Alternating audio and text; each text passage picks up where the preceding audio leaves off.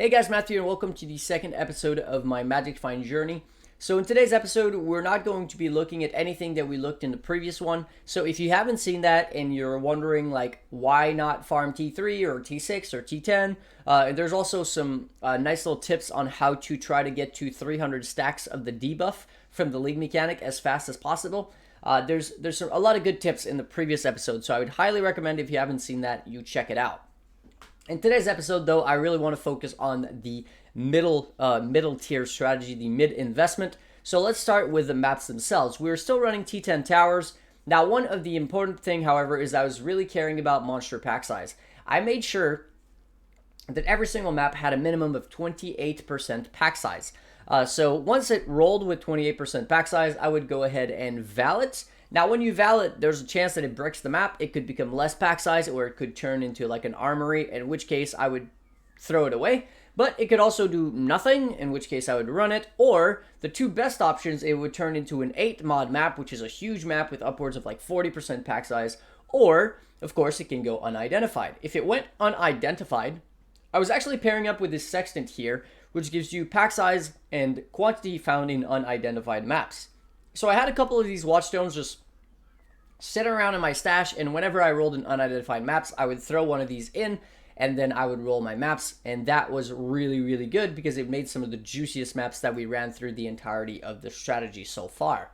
So that was pretty much it in terms of the map. Now, in terms of the investment per map, Polished Reliquary, Polished Harbinger, Polished Divination, and Gilded Cartography. Now, you might be wondering, why Gilded Cartography? It doesn't really add any monsters to your map. Well, the reality is it's really hard to sustain tier 10 towers because if we look at tier 10 tower here, it's like the only T10 map that's there, but everything else is T11 and T12. And the thing is, we have a ton of Atlas bonus, right, in order to get our Awakening bonus objective. So we're always dropping T11 maps and T12 maps. And the downside of that is that it makes it really, really difficult to sustain tower maps. So these maps are worth about 15 chaos each in bulk, and these Scarabs go for about 6 or 7 chaos. So it was a no-brainer for me to use Gilded Cartographies, because as long as I was getting an extra map from these Cartography Scarabs every 2 maps that I was running, I was actually making a profit off of running these, and I was dropping a hell of a lot more maps than that. Matter of fact, it was pretty crazy. I started with just a couple maps in my stash, T10 towers, and I ended with over 40 after my playing session. So it was really, really good for building that map pool. And you have to remember, when you're valing a lot of these maps, well, every single map I was valing, there's a lot of them that are going to brick, that are just complete loss, right? So because of that, you need to have, a little bit of supply. And this is what was taken care of by the Gilded Cartography Scarab. Okay, in terms of Watchstones, for the medium investment, we were still running the same thing. 4% increased effective modifiers on non-unique maps. This is going to basically affect the pack size, item rarity, and item quantity on your map, so it's really, really good, and it pairs really well with the Awakening bonus objective as well.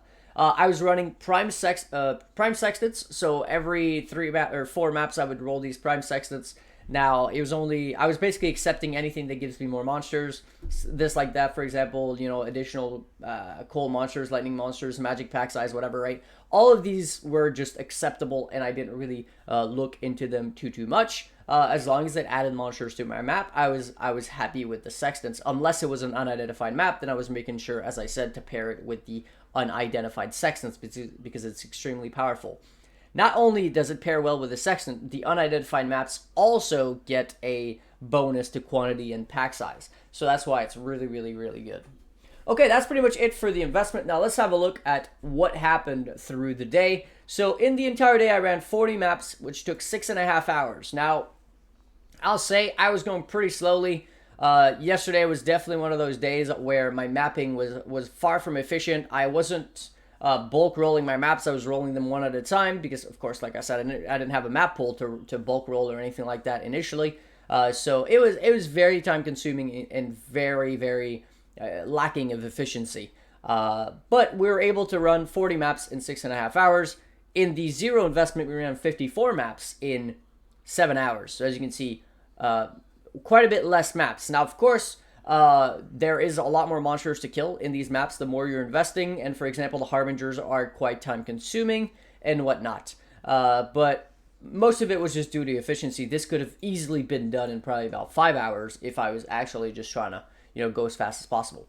Now, in terms of investment per map, about 58 chaos. So pretty big jump from yesterday's investment per map, where we're investing just about 12 chaos per map. So 20C for Polished Divinations. Now, these are bulk prices. 12C for Harbinger, 6C for the Reliquary, 7C for Carto, 5C for Beyond the Mad Device, about 5C for rolling the map, because again, you're going to have to out-scour these, and 28% and additional and more on the Packsize is not necessarily super common.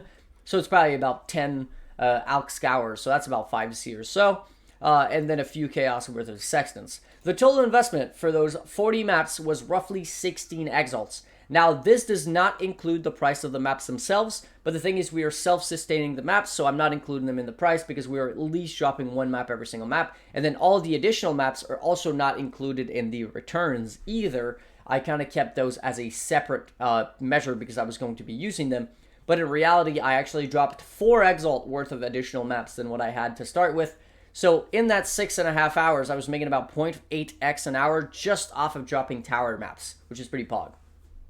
Okay, now in terms of returns, I made 1 doctor and 2 additional nurses for a total of 10 nurses in 40 maps. Now, this is about an average that people were telling me would be, fairly common, fairly acceptable and reasonable. Basically, 1 nurse or so every 4 maps. Now, just to put it in perspective, every map is costing me about 60 chaos, and a nurse is worth 1.5x, right? So a nurse is worth about, call it 220 chaos. So every 3 maps, if I drop a nurse, that nurse alone pays for the entirety of my investment. Now, I was dropping a nurse every 4 maps, which means that I was down 1 map extra in terms of investment, which means I was down about 60 chaos investment. Every time I did 4 maps, I was losing 60 chaos, which is not that big of a deal, right? That means that outside of the nurses, as long as you're making roughly 15 to 20 chaos per map with everything else that drops, including obviously just regular currency drops, wretched cards, etc., I was not losing money and I was going to be turning a profit. And again, this does not include the maps themselves, which are worth 15C each. So I guess what I'm trying to say is, even at these prices, which would be considered pretty crazy, right? 20C for Polished Div, for example, it's pretty much impossible to lose currency on this level of investment. We are still at the point where no matter what you do, as long as you go in and you kill the monsters and you don't fail the map, you are not going to be losing money. You're in fact going to be making money. Now let's talk about how much. Right, I only dropped like 5x in the entirety of my 40 maps. I feel like that was just me being super unlucky because I dropped 8x yesterday. So maybe I was just really lucky yesterday. I'm not sure. But 5 pure exalts was very, very low. However, I made 192 wretched cards. Now, these sell on TFT in bulk for about 44 of them for an X or so. So that was worth about 4x. And then an assortment of other things. So when I say assortment of other things, that could be, for example, exalted shards becoming exalts, ancient shards becoming ancient orbs, annulment drops, alterations, scours, valorbs, veiled chaos, whatever it is, right? And of course, the tainted currencies. The tainted currencies also add up a decent amount of value. So roughly 10x or so over the course of my 40 maps, which is a pretty reasonable. It means that you're making, roughly every 4 maps or so, you're making 1x in these various little currencies and stuff like that in profit, which is pretty good. So the profit per hour was about 4x an hour. Now, this does not include the maps, as I've already stated, right? I didn't include the maps in terms in the returns. That would be an additional 0.8x an hour. And it also doesn't include scourging maps. So there's a lot of maps. I was personally scourging T12 towers and T11 cemeteries. And a lot of them are going to be worth quite a bit if you scourge them to T10. As you can see, this one has like 5 stack decks, for example. This one has 4 additional maps. This one has 4 stack decks and 6 basic currencies, right? I haven't priced them yet. That's why they're on skip, and that's also why I didn't include them in the results. But you should always be scourging your maps. Now, basically, the way that it works with scourging maps is that it's based on the debuff that you're getting. The more monsters you kill inside of the map, the more the debuff that you have is going to increase, and that is basically what's allowing you to scourge items, right? It's that exact debuff. Oh, it looks like I have 2 more, actually. So yeah, that's how I would highly recommend if you're running maps and you're actually scourging, using the scourge mechanic, you should be scourging maps. It's going to net you probably an X and more per hour on average, because some of these maps sell for multiple exalts. So there's some pretty legit currency to be made through scourging maps, which are not including in the results. Okay, so my conclusion of the zero investment versus the mid-tier investment goes like this. I think that the medium investment is a lot better. Now, I also made around 4x an hour yesterday in the zero investment, and in the last playing session, I made 4x an hour the medium investment. So you'd be like, well, why should I invest that much if I'm not going to be making any extra currency? Well, here's the thing. In yesterday, I was able to make 4x an hour because I dropped like an unnatural instinct. I vowed a jewel that was worth 5x. I dropped like 8 pure exalts over the course of my 50 maps, right? I was pretty lucky, I think. This is quite the opposite. I think I was very unlucky. Only 5 exalt drops, 1 nurse every 4 maps is probably about average. And I did not drop a single item, and I did not vow a single item that was worth more than an exalt except for these gloves, but I did not account for them because they haven't sold yet. So that's about it, right? Like, I dropped a bunch of these Lionized Fall, and I've just been valuing them because Corrupted Blood is worth a lot. Or for example, a Venter's Gamble, right? Like, there's a lot of these items that you can get that I didn't get anything, right? So this 4x an hour seems to be like a base amount of profit that you're going to make if you're willing to put this level of investment into your maps. Which brings me back to the point to the point I made in yesterday's video, where I think that investing into your maps is never going to be a bad thing. And 4x an hour, if it's a stable 4x an hour with no lucky drops, that's actually really good, because that means that the moment that you drop like an Inspired Learning or an Unnatural Instinct, or you vow like an item and all of a sudden it's worth a few X, is going to jump up your 4x an hour to maybe like 6, 7, 8, 10, 20x for that 1 hour. And then when you average it out, it's probably going to increase your exalt per hour value over a long period of time by probably about 50%, probably like 6x an hour or something like that. And then when you account for Scourge maps, that's probably another X an hour or so. And then when you account for the T10 maps, which I didn't account for, again, that's probably almost another X per hour. So you can, with this level of investment, I think over a long period of time of running these maps, you can probably start netting probably more around double that, around 8x an hour or so, including maps, Scourged maps, and lucky drops once in a while. Which 8x an hour right now is definitely on par with some of the other farming strategies, such as, for example, Nemesis 3 and other endgame farming strategies.